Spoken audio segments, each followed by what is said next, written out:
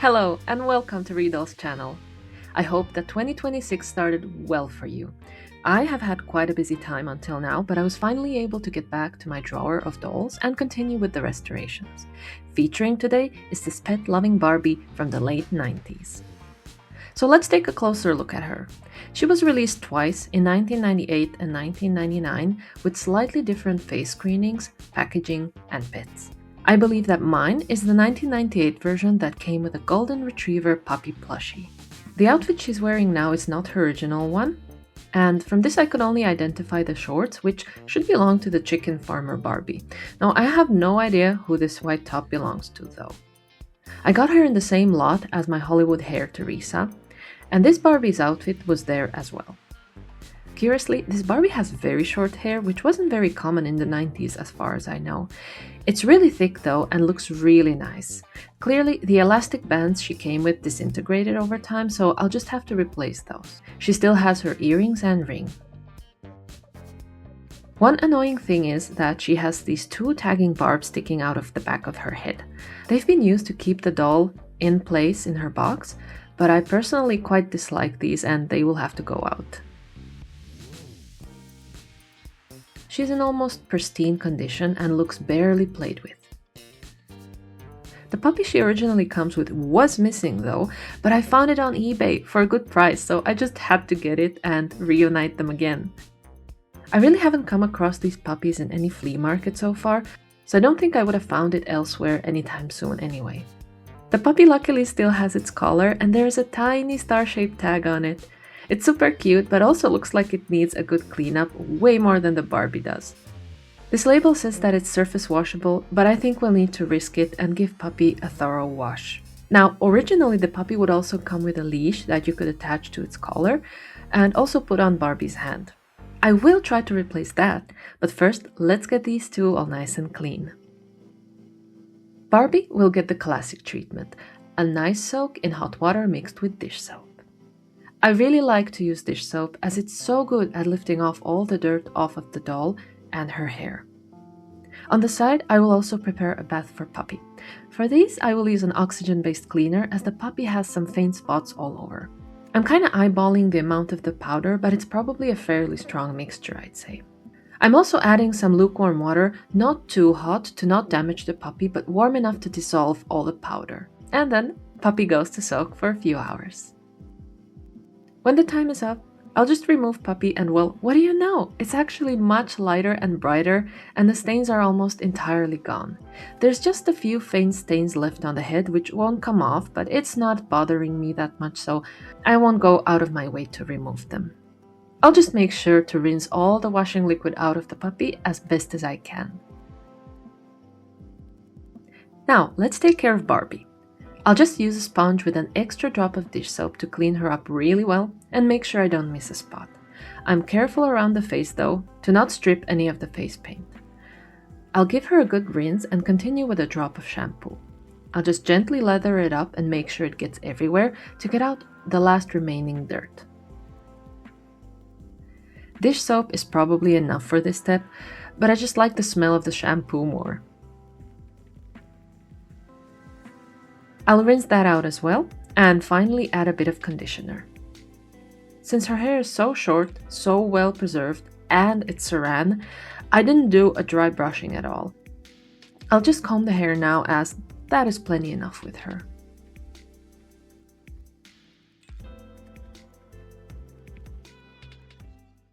I was deciding whether to give her a boil wash or not, but I decided to do it after all. So I filled a heat-resistant jar with freshly boiled water and immediately placed Barbie in.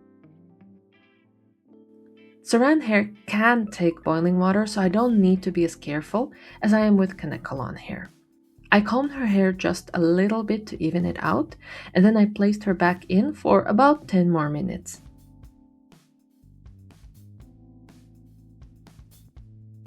Then I came back to remove her and experienced this satisfying hair swirl. Ah! I went on to wash the conditioner out and completely forgot I was planning on removing her head to take out the barb tags. But luckily I remembered fast enough to still be able to remove her head, although it was already cooling down and not as malleable. I was able to carefully maneuver the head off, although I'd recommend doing it right after the boil wash while the head is still really soft. Anyway, I found the two barbs and pulled them out with tweezers. Good riddance. I also discovered a fingerprint on the back of her head, which is kind of wild. I've never seen that before. Now all that's left is to return her head onto her body and rinse her real well.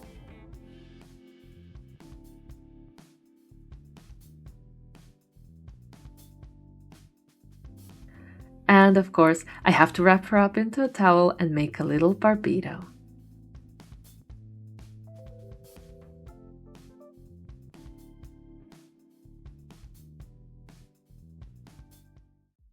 Before her hair dries completely, I'll already give her the high ponytail she originally had. I'll comb her hair just a bit to smooth it out, and then I'll pull a clear elastic over her forehead and slide it onto the hair from there to make sure the hair stays nice and sleek. I was struggling with so many flyaways, so that's why I did it this way. This seemed to work nicely, so now I'll just add a few blue elastics to match her original look. These are tiny though, so I ended up adding 3 of them. But that's looking pretty good to me. I'll also prepare her outfit that I washed beforehand in just a bit of soapy water, as they weren't particularly dirty.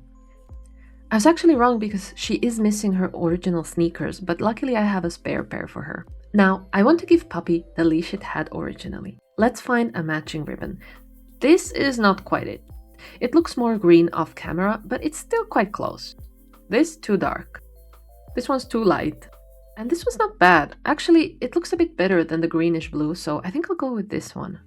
From what I could see from photos of the original leash, it had a simple loop on one end and a little plastic hook on the other. I'll start with sealing the ends with a bit of fray check. Since I will be sewing the ends, I want to make sure they don't fall apart.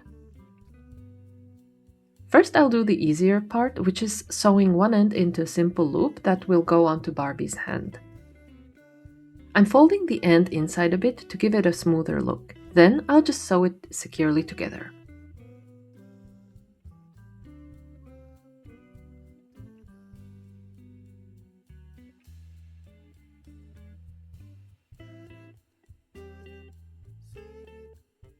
And this part is now ready.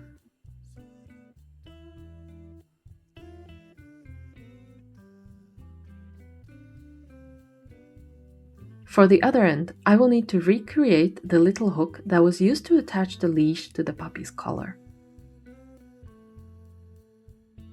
The hook looked a little bit like a zipper puller, and that hook was then sewn onto the other side of the leash, like so. I have decided to use a bit of Play-Doh and this zipper to try and cast a similar hook for the leash. For the casting, I'll use super glue mixed with some baking soda, because I heard that it forms a strong bond very quickly when mixed together, and because that's what I have on me right now. I'll first take and knead a bit of the Play-Doh that I'll use as a mold. Next, I'll press the zipper puller into the Play-Doh, making sure the imprint is deep enough and smooth. I opted for Play-Doh as it's affordable and a bit oily, so it should be fairly easy to remove the casting once it has set. Here I have to use a needle to pry the zipper out, and now I have to fix what I messed up. To make the zipper shape into a hook shape, I sliced off a tiny amount of the Play-Doh that I'll use to fill up a part of the gap at the top of the zipper shape to make it into a hook. It's quite difficult to explain it, so I hope it's clear from the footage. I'll then just make sure that it's well connected with the rest of the Play-Doh. Alright, now let's fill this in. I start with sprinkling an even layer of baking soda. Next, I carefully add a thin layer of super glue.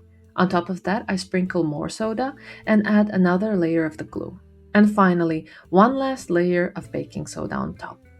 This starts setting almost immediately, but some parts still need to fully harden, so I'll just give it a couple of hours. And the next day, I somehow failed to properly start my camera, so there is no footage, but here's the hook I made, already removed from the mold. Now, I actually don't like how big it is, so I meanwhile used more Play-Doh and hand-carved a smaller version of this hook that looks actually more like the original leash hook did. I just used the rat tail part of this cone to carefully carve the shape I want, and that's really all to it. I wanted to make sure it's deep enough and even in all parts. I also used a Q-tip, which I stripped off the cotton fluff on one of the ends, and I used that end to make a nice flat surface in the mold. Why did I use this? I actually don't know, but it did the job right. I also had a sudden idea that I could try hot glue as an alternative material. I have all these glittery glue sticks, and I thought this light blue silvery one would look really good. I let the glue gun heat up properly and started applying the glue, but I have to say that this was tricky as the casting is so small. As soon as the hot glue hit the mold, it started cooling down, and it made it really hard to get it into the crevices properly. I thought I might be able to use a needle to push it in even more, but the glue was already pretty much solid at this point. I left it to cool down completely and came back to pry it out. Honestly, it turned out better as I expected it would, just a bit uneven. Now, I decided to repeat the baking soda and super glue combo in the exact same way, so alternating between the layers.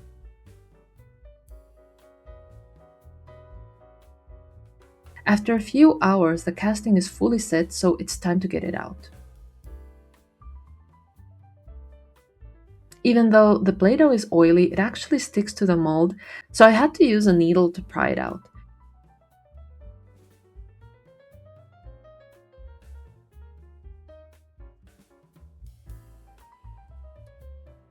But here's a smaller casting too, and the first thing I noticed is that the holes were glued together, so I probably used too much glue or the mold was too shallow.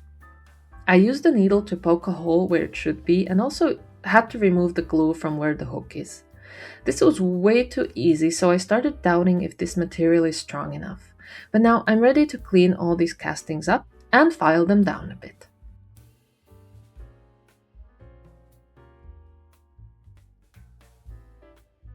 I used just some warm water, dish soap, and an old toothbrush, and most of the Play-Doh came off fine. There's still some residue, but I'll clean that up later. I'll need to file down the super glue castings, but I want to start with this hot glue casting first. I tried using an X-Acto knife to cut off any excess glue, and it worked for the most part, but the casting is so small that I was worried I'd cut my fingers.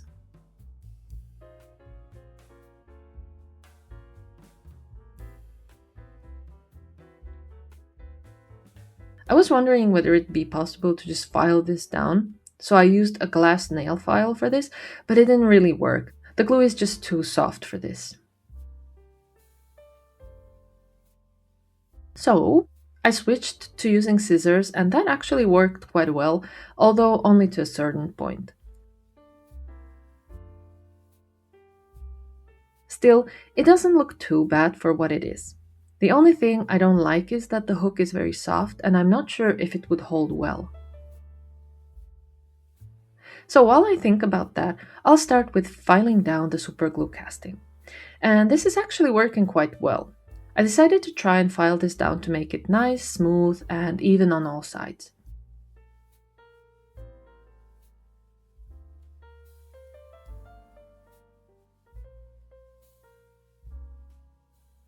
Honestly, the casting started to look really good.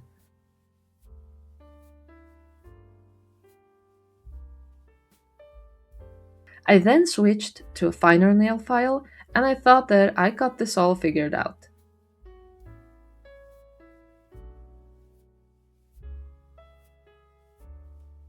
But then the little hook snapped off, and I wasn't so sure anymore. Since it's basically glue, I tried to just glue the broken piece back because I didn't feel like casting it again. I'm pretty sure that this won't hold as there's already a weak point where the break occurred. But I had to try. Also, sorry for the camera shake, sometimes it has troubles focusing. Anyway, I covered the entire piece with super glue to reinforce it. And then I thought I'd just cover the hot glue casting with some super glue as well to see if it'll give it a bit more rigidity. I did this on both sides and let the pieces set properly. Once that was done, I found that it did make the hot glue casting firmer while still maintaining a little bit of flexibility. Meanwhile, the other casting was in one piece, but the breaking point was visible, so I didn't have my hopes high for this.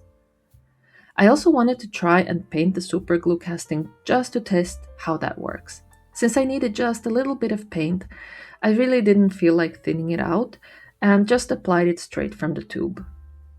I did 2 layers, and of course the finished look wasn't very smooth due to this. I also wanted to try if some gloss medium would make it look better. I carefully coated both sides and then thought, why not cover the hot glue casting as well? I again left the pieces to dry completely and came back for a final check. Honestly, I could have done a better job with the painting part, but at this point I quite liked how the hot glue casting looked like, so I just decided to go ahead with this one. Of course, I think casting with resin might be the best way to do this, but I've never done that before, so I would have to learn everything about it.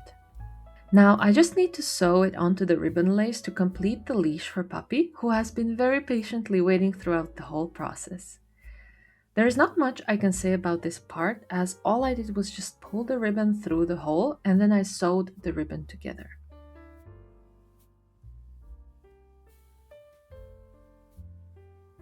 After editing, this footage looks so relaxing, but to be honest, I constantly prick my fingers with the needle when I'm sewing these kind of tiny things.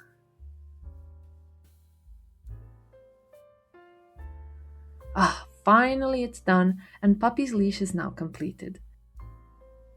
And a bit of an update, I also tried attaching the super glue casting to the puppy's collar just out of curiosity, and just as I suspected, it snapped immediately. So if I wanted to use this, recasting would have been the only way.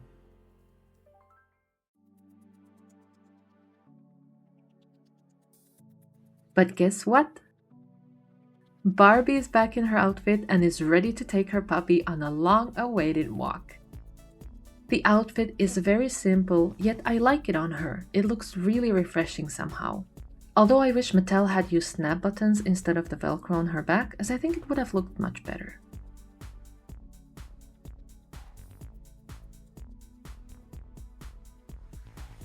There's not a drastic difference between how Barbie looked like before, but she's cleaned up now and ready to join the other redolled ladies. Oh, but of course, Puppy is much cleaner now.